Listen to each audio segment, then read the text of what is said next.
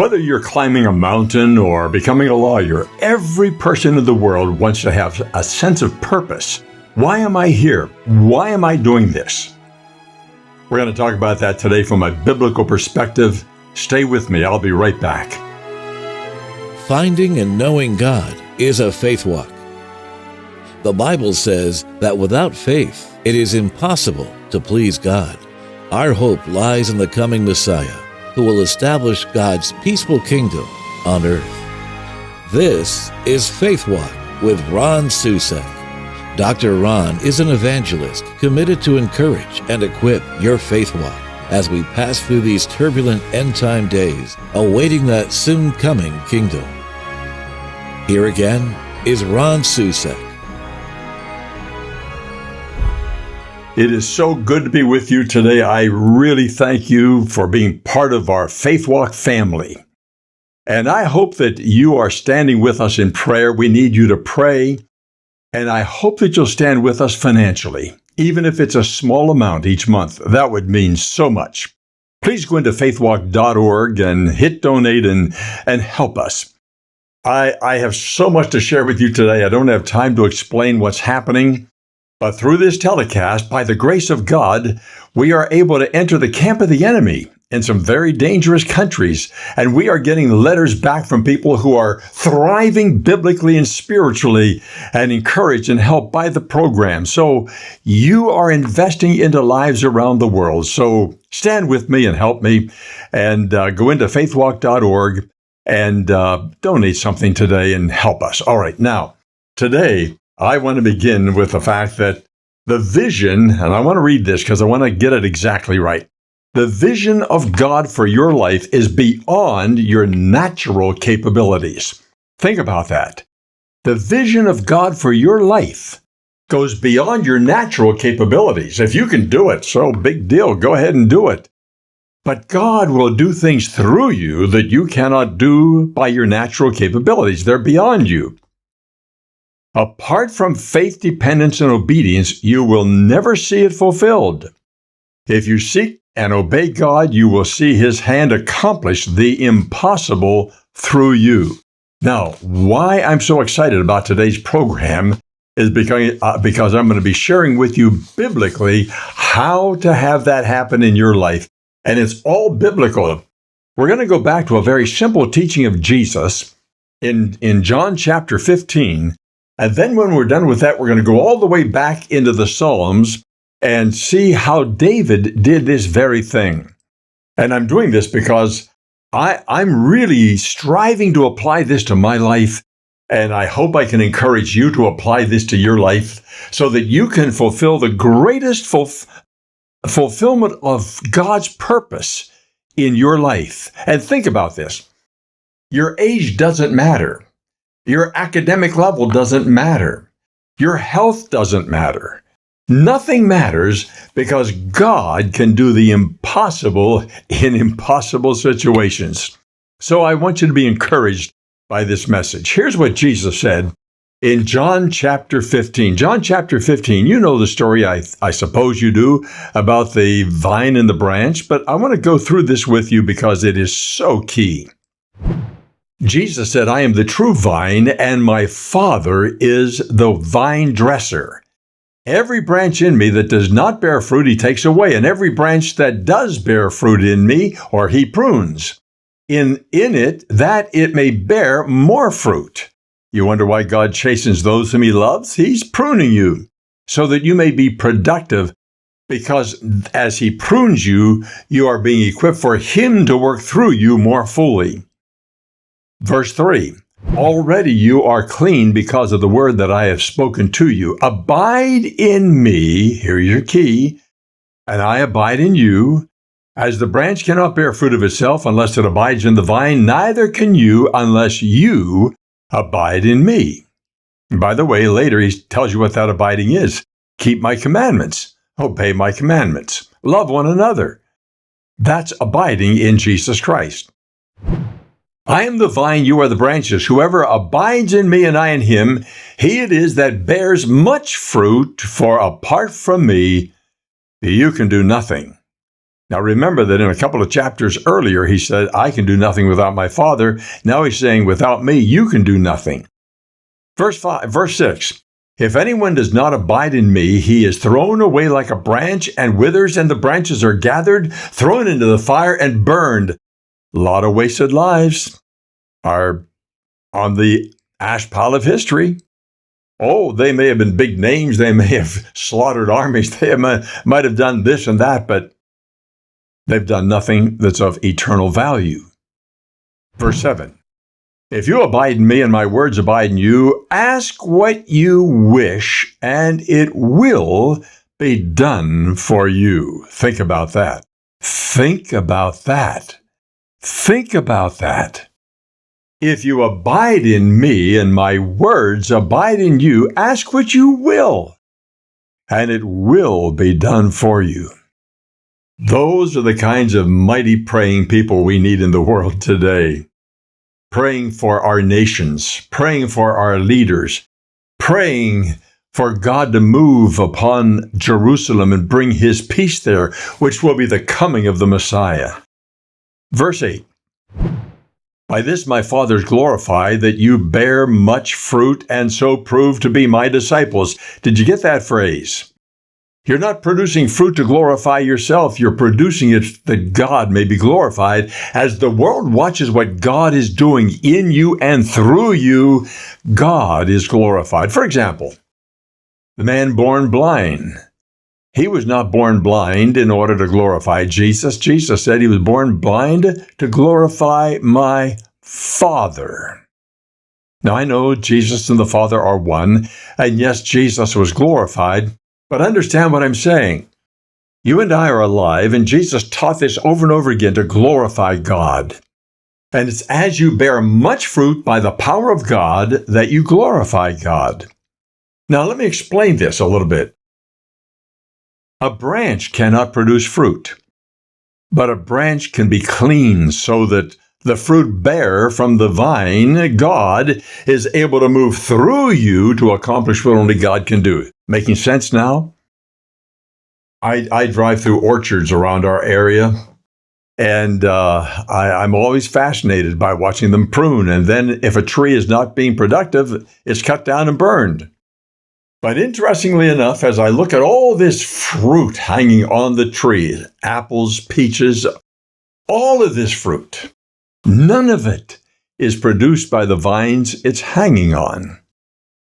It's the root system. It's the trunk that is now feeding through the branch that fruit that it is producing. That's what's happening in your life, my friend. As you seek to be used of God, as you are obeying him and seeking his face, as you are giving yourself to prayer, and as you are doing all you can to keep your vine, your branch, clean of the obstructions that hinder prayer, that hinder the actions of God. We'll talk about that as we get along. As you get rid of those things and the branch is now hollow and clean and pure, God can move through you. Even if you're on a hospital bed, even if you are going through life with an impairment physically, you'll never walk or whatever, that does not stop God from using you mightily. Moses had a horrible stuttering problem. And God said, okay, if you are shy about standing in front of Pharaoh, I'm going to use your brother Aaron, but I'll speak it to you. I'm making you a god to Pharaoh. I'm going to speak it to you. You speak it to Aaron, and he'll listen to all your stuttering, and then he will speak it to Pharaoh. God is not hindered by your limitation. So, what a wonderful thing to know that there's nothing in your life that can hinder the mighty works of God. Then we come to verse 10. Well, let's begin with verse 9.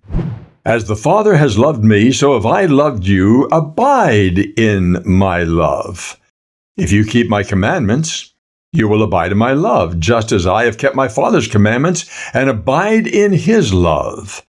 These things I have spoken to you, that my joy may be in you, and that your joy may be full. You want to go to bed at night with a sense of profound, rested fulfillment. Allow God to use you during the day. It's a beautiful experience.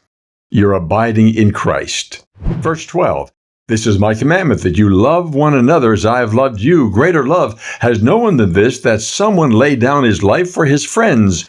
You are my friends if you do what I command you. No longer do I call you servants. By the way, that's really the word bond servants. A bondservant is a servant who chooses to stay with his master, and he bonds to that master. Well, Jesus is elevating you above the whole concept of servant, for the servant does not know what the master is doing, but I have called you friends, for all that I have heard from my Father, I have made known to you. You did not choose me, but I chose you and appointed you that you should go and bear fruit, and that your fruit should abide, so that whatever you ask the Father in my name, he may give it to you. These things I command you, so that you will love one another. What a picture. What a picture. Excuse me. What a tremendous picture that God is giving us. All you need to be responsible for is keeping your branch clean. And God, because you've kept your branch clean and you're abiding in his love. Excuse me. I'm so sorry. I'm going to take a sip of water. Because you are abiding in Christ and he is abiding in you, the wonderful thing is that God, will produce his fruit through you. He is the one who is saving souls, not us. He is the one who impacts nations, not us. He moves the heart of the king. He moves the heart of Congress and Senate. He even uses evil to rebuke good people who are misbehaving. God is the king of the nations. He's very active today. Most people don't realize that. They don't understand how God works. Now, I've talked about what Jesus said about how to abide and what that can produce, but I want you to see also how David did this very thing. It's found in Psalm chapter 139. What a marvelous picture. Psalm chapter 139. How to keep your branch clean is what I'm calling this chapter. How to keep your branch clean so that God can produce his great works and his fruit through you. David said this, O Lord, you have searched me and known me, as God is doing to you as well. You know when I sit down and when I rise up. You discern my thoughts from afar. You search out my path and my lying down, and are acquainted with all my ways. Even before the word is on my tongue, behold, O Lord, you know it altogether. You hem me in behind and before. You lay your hand upon me. What is he expressing there? God, I cannot escape you. An atheist cannot escape God. A skeptic cannot escape God. An agnostic cannot escape God. A person who just so chooses to be lost in the wickedness of sin, he can't escape God. And my friend, when you feel lonely and empty and abandoned, you haven't escaped God. He is following you. He is in you. He is working with you. When you're sleeping, when you're awake, when you're frustrated, when you're angry, when you're full of joy, he's there. He knows you through, and he's working with you through and through. Verse 6, such knowledge is too wonderful for me. What a statement. This is too much for me to really comprehend, that I'm never out of your sight. I'm never out of your care. Psalm 91 talks about that. It is high. I cannot attain it. My friend, I had someone send me a list of questions recently that were very heavy-duty theological questions. You can't really proof text them and answer them with a simple verse. You got to think about them. And I wrote back and responded with this scripture. And that person wrote back to me and said, I agree with you. There are things so vast about God. We can't comprehend them. And we're really losing time trying. It's a fun exercise. No problem in it. Not something wrong with that. But it's so wonderful that we can just say, God, I can't understand your depth, but I trust it. Verse 7. Where shall I go from your spirit? Or where shall I flee from your presence? If I ascend to heaven, you are there. If I make my bed in Sheol, you are there. If I take the wings of the morning and dwell in the uttermost parts of the sea, even there your hand shall lead me. Your right hand shall hold me. If I say, surely the darkness shall cover me, and the light about me is night, even the darkness is not dark to you. The night is bright as the day, for darkness is as light with you. No escaping from God. Oh, there's a big word for that if you want me to use it. Omnipresent. Well, Jesus never used the word, but David is describing the word. Oh, Jesus referred to his omnipresence, but in very simple terms. He was not lost. I had a friend I was having dinner with the other night, and he told me about how his pastor uses words that are so big, and he held his fingers up like about an inch apart, big words to describe that Jesus was obedient to his Father. Jesus never used the big words. He talked to you and me. And my friend, you may have 5 doctorates. Knock off the big words. Life can be understood through a simple bird falling from the sky with a broken wing, and God sees him. That's omniscience. That's omnipresence. And should God heal him, that's omnipotence. So we don't need the big words. We just need to understand what God is expressing about himself. Verse 13. For you formed my inward parts. You knitted me together in my mother's womb. I praise you, for I am fearfully and wonderfully made. It's very interesting that there's also another translation possible for that phrase that reads, for I am fearfully set apart. And you are. You are set above the animal kingdom, the agricultural kingdom, trees, air, birds, you name it, the universe. You're the highest thing God ever created and ever will create. He can't create anything greater than his own image. You and I are created in his image. Oh, my word, don't waste that on drugs. Don't waste that on immorality. Don't waste that on ripping your life apart and your body apart. Don't waste it. You are set apart for high and mighty and grand things that only God can do through you if you'll make yourself available. And that's what we're talking about today. How Jesus taught us to do it, and now how David illustrates it. Then he goes on to say, wonderful are your works. My soul knows it very well. Verse 15, my frame was not hidden from you when I was being made in secret, intricately woven in the depth of the earth. Your eyes saw my unformed substance. In your book were written, every one of them, the days that were formed for me, when as yet there was none of them. Did you get that? My life is already mapped out in your mind before I'm born. You have a purpose, you have a will and a plan for me. That's what I'm trying to show you how to fulfill. Keep your branch clean. Keep your branch clean. Don't allow obstructions in there that hinder prayer, that hinder God moving in you and through you. God knows what he can and will and desires to do in you and through you. It's marvelous. It's wonderful, but you've got to keep that branch as clean as you can. David talks about how to do that in a moment. Verse 17. How precious to me are your thoughts, O God. How vast are the sum of them. If I would count them, they are more than the sand. I awake and I am still with you. Oh, that you would slay the wicked, O God. O men of blood, depart from me. They speak against you with malicious intent. Your enemies take your name in vain. Do I not hate those who hate you, O Lord? And do I not loathe those who rise against you? I hate them with complete hatred. I count them my enemies. Now, my friend, there are evil, wicked people. There are evil, wicked movements. And we do hate sin. Oh, of course we don't hate the sinner. but we sure do hate what they are producing. We have every reason to. God hates it, and God's going to deal with it, and God's going to judge it.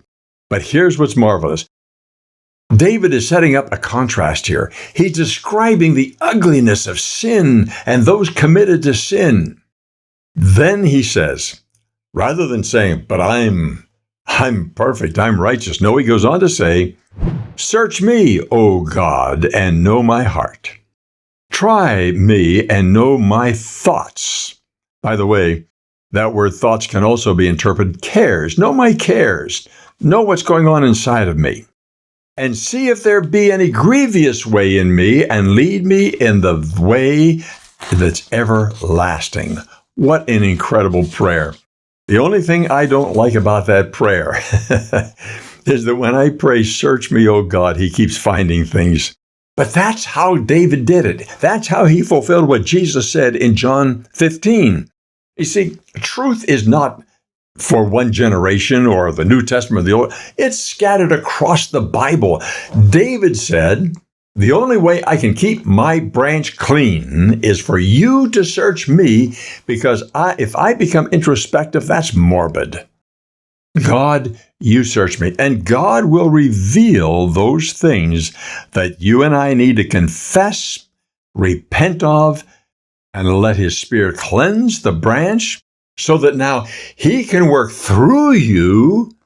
Again, whether you're in a wheelchair, bedfast, or whether you're a star athlete, so that God can work through you to accomplish those great and mighty things that can only be done by the hand of God. Isn't this marvelous? Think about this. This is what all is available to you and me right now. Now, you may be saying, Ron, this is really intriguing. I want to learn this. I want to do this. All right. Well, why don't we begin right now? Let's pray together. I'm going to give you a prayer. I'll say it a short phrase at a time and give you a chance to pray it after me. If you're driving alone, you can pray it out loud. If there are people around, you can just bow your head and pray it in your heart. But think this through. Make this your prayer. Let's pray this together. Dear God, search my life. Reveal my wicked intents that are hiding in me, that want to take advantage of me. Reveal them to me so that I may confess them and repent of them, that I may set up a guard against them. Cleanse me by the blood of your Son, Jesus Christ, that was shed on the cross for me. Remove my sins as far as the east is from the west, and make me a clean branch through which you can fulfill your purpose for my life. I pray in Jesus' name. Amen. I hope you pray that prayer. I pray it often. It's not a one-time prayer where you pray it once in a life. No. Unfortunately, we're in a life and an experience where temptations and evil thoughts and intents come and go. And by the way, when I use the word evil, it doesn't mean some deep, dark, I'm going to kill somebody, but subtle things. Satan is clever.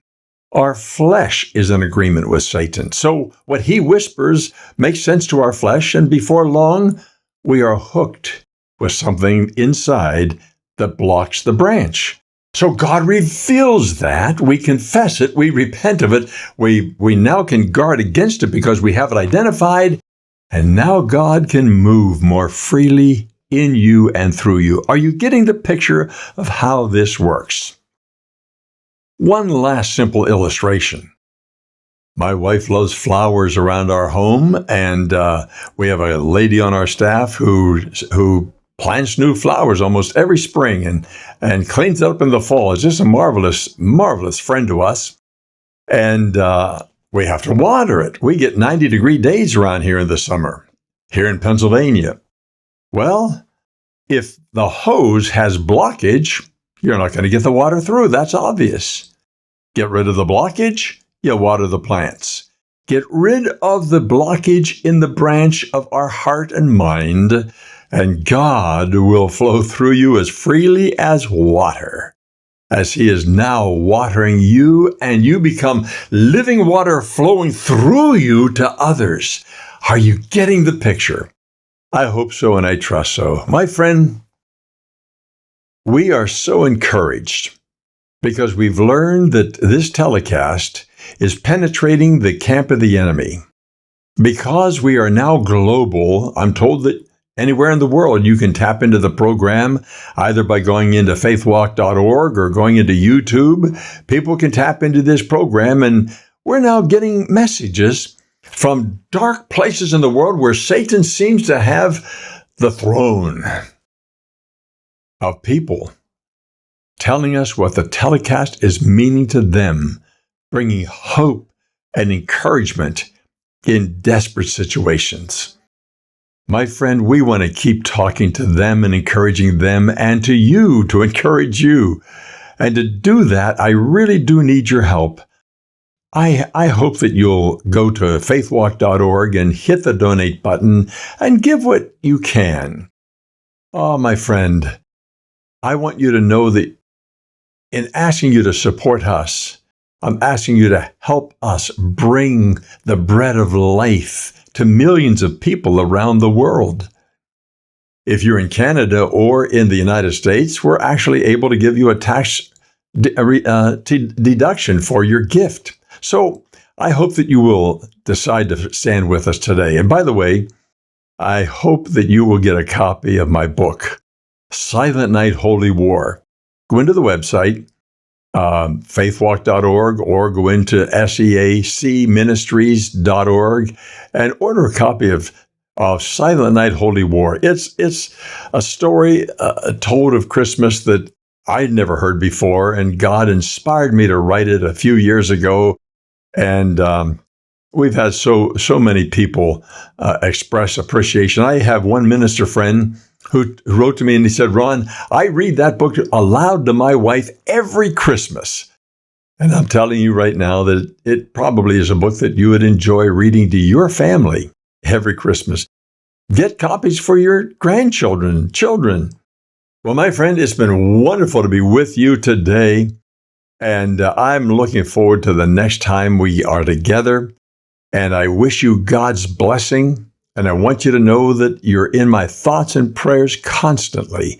Our staff is praying for all of you who are watching FaithWalk and part of the FaithWalk family.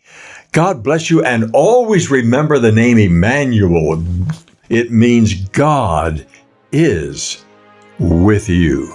God bless you. If you would like to know more about Dr. Ron and our mission, visit our website at faithwalk.org. Well, thanks for being with us today, and we hope you'll join us again next week as we find courage for the journey in our faith walk.